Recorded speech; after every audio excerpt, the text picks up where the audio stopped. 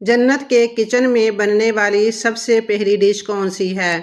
یہودیوں کے سب سے بڑے عالم کا بیان ہے کہ ایک دن مجھے پتہ چلا کہ آپ صلی اللہ علیہ وآلہ وسلم مدینہ منورہ تشریف لے آئے ہیں اور وادی قباء میں قیام پذیر ہیں۔ تو میں نے ایک پرچی بنائی اور اس پر 3 سوال لکھے جن کا جواب صرف ایک نبی ہی دے سکتا ہے، جیسے ہی بسم اللہ الرحمن الرحیم۔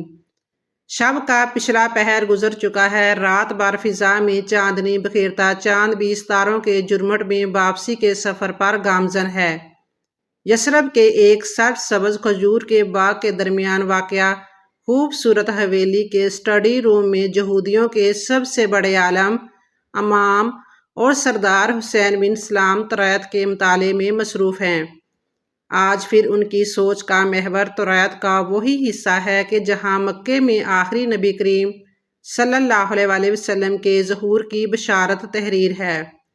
حسین کچھ عرصے سے محسوس کر رہے ہیں کہ وہ جب بھی توریت کی ان آیات کا مطالعہ کرتے ہیں تو انہیں ایک عجیب کیفیت سے گزرنا پڑتا ہے۔ انہیں توریت میں تحریر کردہ آخری نبی کی آمد کی تمام نشانیاں پوری ہوتی نظر آتی ہیں، اور پھر ایک جگہ یہ بھی تحریر ہے کہ ان کے لوگ انہیں مکے سے ہجرت پر مجبور کر دیں گے اور وہ یثرب میں مستقل قیام کریں گے۔ تو کیا میں اللہ تعالیٰ کے اس آخری رسول صلی اللہ علیہ وآلہ وسلم کا دیدار کرنے کا شرف حاصل کر سکتا ہوں؟ یہ سوال ایک شدید خواہش کے روح میں ڈل کر انہیں بے چین و بے قرار کر دیتا ہے۔ حسین بن سلام کا شمار یہودیوں کے سب سے بڑے عالم، امام اور سرداروں میں ہوتا تھا۔ یہی وجہ ہے کہ دور دور سے یہودی ان سے فیض یاب ہونے کے لیے آتے تھے۔ انہیں توریت اور انجیل پر مکمل عبور حاصل تھا۔ رسول اللہ صلی اللہ علیہ وآلہ وسلم کے مدینہ منورہ آنے کے فوراً بعد انہوں نے اسلام قبول کیا اور آن حضرت صلی اللہ علیہ وآلہ وسلم نے ان کا نام عبداللہ رکھا۔ حضور صلی اللہ علیہ وآلہ وسلم فرماتے تھے کہ عبداللہ بن سلام اہل جنت میں سے ہیں۔ آپ رضی اللہ تعالیٰ عنہ کی علمی قابلیت کو مد نظر رکھتے ہوئے رسول اللہ صلی اللہ علیہ وآلہ وسلم نے آپ کو کاتب وحی کے منصب پر فائز کیا۔ آپ کا نام عبداللہ کنیت ابو یوسف اور لقب جر ہے۔ آپ یہودیوں کے قبیلے بنو کنکا کے ایک فرد تھے جس کا سلسلہ نسب حضرت یوسف علیہ السلام سے جا ملتا ہے۔ آپ کا سلسلہ نسب یوں ہے: عبداللہ بن سلام بن حارث۔ یہ 11 نبوی کی بات ہے جب بنو خزرج کے 6 افراد مکہ مکرمہ گئے اور رسول اللہ صلی اللہ علیہ وآلہ وسلم کے ہاتھ پر اسلام قبول کر کے یثرب واپس آ گئے۔ حسین بن اسلام کو اطلاع ملی تو انہوں نے ان افراد سے ملاقات کی اور رسول اللہ صلی اللہ علیہ وآلہ وسلم کے بارے میں تفصیل معلوم کی۔ وہ لوگ جیسے جیسے تفصیل بیان کرتے جاتے، حسین کی آنکھوں میں توریت کی تحریر کردہ علامت حقیقت کا روپ دھار کر آتش شوق بھڑکاتی جا رہی تھیں۔ اب ایک علامت کی تصدیق اور باقی تھی، اور وہ تھی یثرب کی طرف ہجرت۔ حسین بن اسلام اللہ سے دعا مانگتے تھے کہ اے خداوند قدوس، مجھے اتنی زندگی عطا فرما کہ میں شہر یثرب میں تیرے آخری نبی صلی اللہ علیہ وآلہ وسلم کی زیارت کر کے ان کے ہاتھ پر بیعت کر لوں۔ اب ان مسلمانوں سے ملاقات نے ان کی بے چینی اور بے قراری میں مزید اضافہ کر دیا۔ وہ زیارت رسول صلی اللہ علیہ وآلہ وسلم کے لیے بے تاب رہنے لگے تھے۔ حسین کہتے ہیں کہ ایک صبح میں اپنے باغ میں درختوں سے کھجوریں اتروا رہا تھا۔ میری چچی خالدہ بنت حارث بھی میرے ساتھ تھی۔ میں نے سنا کہ ایک شخص رسول اللہ صلی اللہ علیہ وآلہ وسلم کی مدینہ منورہ آمد اور قباء میں قیام کا اعلان کرتا پھر رہا ہے۔ اس خبر نے میرے جسم میں بجلی سے دوڑا دی اور بے اختیار میرے منہ سے نکلا: اللہ اکبر، اللہ اکبر۔ چچی نے یہ سن کر مجھے برا بھلا کہا اور بولی: موسیٰ بن عمران علیہ السلام کی آمد کا سنتا تو یہ نعرہ لگاتا۔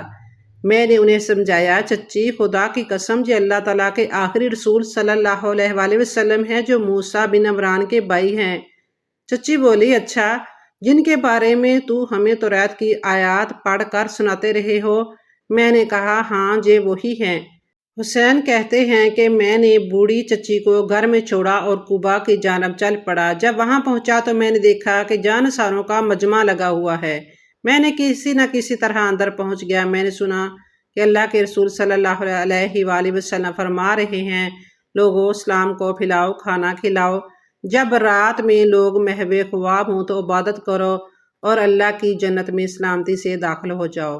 حسین کہتے ہیں کہ جب میں نے اللہ کے رسول صلی اللہ علیہ وآلہ وسلم کے چہرہ انور کی جانب دیکھا، ایمان کی روشنی سے منور چہرہ، ماؤں خورشید سے زیادہ چمکتی پیشانی، نور الہی سے روشن خوبصورت بڑی آنکھیں کہ جنہیں دیکھ لیں انہیں اپنا گرویدہ بنا لیں، دندان مبارک جیسے سفید شفا موتی شب تاریک میں جو ستاروں سے زیادہ چمکتے، میانہ قد، سرخ و سفید رنگت، بات کریں تو لبوں سے پھول جڑیں، مسکرائیں تو فضا میں نغمگی بکھر جائے، جہاں موجود ہو وہ مقام مشک و عنبر سے مہک جائے، تو میں نے جان لیا کہ یہ ہی اللہ کے آخری نبی اور رسول ہیں۔ بخاری شریف میں ہے کہ آپ رضی اللہ تعالیٰ عنہ نے خدمت نبی صلی اللہ علیہ وآلہ وسلم میں حاضر ہو کر عرض کیا، یا رسول اللہ صلی اللہ علیہ وآلہ وسلم، میں 3 باتیں دریافت کرنا چاہتا ہوں۔ علامت قیامت میں پہلی علامت کون سی ہے؟ نمبر 2، اہل جنت کو پہلی چیز کھانے کو کیا ملے گی؟ نمبر 3، کیا وجہ ہے کہ بچہ کبھی تو ماں کی شکل پر ہوتا ہے اور کبھی باپ کی شکل پر؟ سرکار دو عالم صلی اللہ علیہ وآلہ وسلم نے ان تینوں سوالوں کے جواب اس طرح دیے۔ قیامت کی پہلی نشانی ایک آگ ہوگی جو لوگوں کو مشرق سے مغرب کی جانب ہنکا لے جائے گی۔ نمبر 2، اہل جنت کی پہلی خوراک مچھلی کی کلیجی پر جو ٹکڑا اٹکا رہتا ہے وہ ہوگا۔ نمبر 3، ماں کا مادہ تولید غالب ہو تو بچہ ماں کی شکل پر، اگر باپ کا غالب ہو تو باپ کی شکل پر ہوتا ہے۔ حضرت عبداللہ بن سلام فوری طور پر مشرف با اسلام ہو گئے۔ ان حضرت صلی اللہ علیہ وآلہ وسلم نے آپ کا نام حسین سے تبدیل کر کے عبداللہ رکھا۔ وہ گھر تشریف لائے اور تمام اہل خانہ کو اسلام کی دعوت دی، جس پر سب نے اسلام قبول کر لیا۔ ان میں آپ کی چچی حضرت خالدہ بھی شامل تھیں، لیکن آپ نے گھر والوں کو ہدایت کی کہ فی الحال چند دنوں کے لیے اپنے مسلمان ہونے کو ظاہر نہ کریں۔ گھر والوں کو مشرف با اسلام کر کے آپ واپس نبی کریم صلی اللہ علیہ وآلہ وسلم کی مجلس میں تشریف لے گئے۔ حضرت عبداللہ بن سلام نے رسول اللہ صلی اللہ علیہ وآلہ وسلم سے عرض کیا، یا رسول اللہ صلی اللہ علیہ وآلہ وسلم، سب یہودی جانتے ہیں کہ میں ان کا سردار اور ان کے سردار کا بیٹا ہوں، ان سب سے زیادہ عالم ہوں اور ان سب سے زیادہ علم رکھنے والے کا بیٹا ہوں۔ آپ صلی اللہ علیہ وآلہ وسلم ان سے میرا حال تو دریافت فرمائیے۔ رسول اللہ صلی اللہ علیہ وآلہ وسلم نے یہودیوں کو بلوایا۔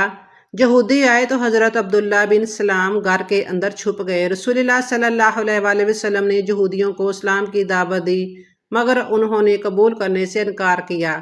پھر رسول اللہ صلی اللہ علیہ وآلہ وسلم نے ان سے پوچھا، اچھا یہ بتاؤ کہ حسین بن سلام تم لوگوں میں سے کیسا آدمی ہے؟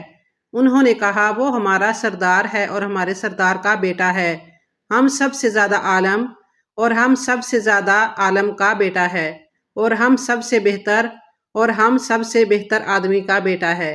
رسول اللہ صلی اللہ علیہ وآلہ وسلم نے فرمایا، اگر وہ مسلمان ہو جائے۔ یہودی کہنے لگے، وہ ہرگز مسلمان نہیں ہوگا۔ رسول اللہ صلی اللہ علیہ وآلہ وسلم نے فرمایا، اے ابن اسلام باہر آؤ۔ حضرت عبداللہ باہر آئے اور کہا، اے یہودیو، اللہ سے ڈرو، تم جانتے ہو کہ یہ اللہ کے رسول صلی اللہ علیہ وآلہ وسلم ہیں اور حق کے ساتھ آئے ہیں۔ یہودیوں نے کہا، تم جھوٹ بولتے ہو، تم سب سے بدتر اور سب سے بدتر آدمی کے بیٹے ہو۔ مدینہ منورہ میں برسوں سے آباد یہودی معاشی، معاشرتی اور سیاسی اعتبار سے بہت طاقتور حیثیت کے حامل تھے۔ نبی کریم صلی اللہ علیہ وآلہ وسلم کو اس بات کا احساس تھا کہ مدینہ ہجرت کے بعد اگر کوئی بڑی قوت مسلمانوں کو ذکر پہنچا سکتی ہے تو وہ یہودی ہوں گے۔ رسول اللہ صلی اللہ علیہ وآلہ وسلم حالات کی بہتری کے لیے دعا فرماتے رہتے۔ ہجرت کے فوراً بعد یہودیوں کے سردار، امام اور سب سے بڑے عالم کا مسلمان ہو جانا اللہ کی جانب سے ہجرت کے بعد مسلمانوں کو پہلا تحفہ تھا۔ رسول اللہ صلی اللہ علیہ وآلہ وسلم عبداللہ بن سلام سے بہت محبت کرتے تھے اور دربار رسالت صلی اللہ علیہ وآلہ وسلم میں ان کا خاص مقام تھا، جن کی وجہ سے یہودی ہجرت کے ابتدائی دنوں میں مسلمانوں کے خلاف کوئی بڑی سازش کرنے میں ناکام رہے۔ باغیوں نے شہر مدینہ کے امن و ایمان کو تہس نہس کر دیا۔ حضرت علی مرتضیٰ رضی اللہ تعالیٰ عنہ اپنی سی سب کوشش کر چکے ہیں۔ حضرت عثمان رضی اللہ تعالیٰ عنہ باغیوں سے جنگ پر آمادہ نہیں اور باغی انہیں شہید کیے بغیر واپس جانے پر راضی نہیں۔ اہل مدینہ خوف کے عالم میں اپنے گھروں میں بند ہیں۔ مدینے کی گلی کوچوں میں برہنہ تلواریں لیے باغیوں کا راج ہے۔ جو حضرت عثمان رضی اللہ تعالیٰ عنہ کی حمایت میں بولے گا اس کا سر قلم کر دیا جائے گا۔ لیکن اس سب کے باوجود سیدنا علی مرتضیٰ رضی اللہ تعالیٰ عنہ کے نور نظر، سید فاطمہ الزہرا کے لختے جگر، نبی کریم صلی اللہ علیہ وآلہ وسلم کی آنکھوں کے تارے، حسینین کرامین حضرت عثمان رضی اللہ تعالیٰ عنہ کے گھر کے دروازے پر پہرے پر مامور ہیں۔ حضرت طلحہ، حضرت زبیر کے فرزند ارجمند بھی پہرے داروں میں شامل ہیں۔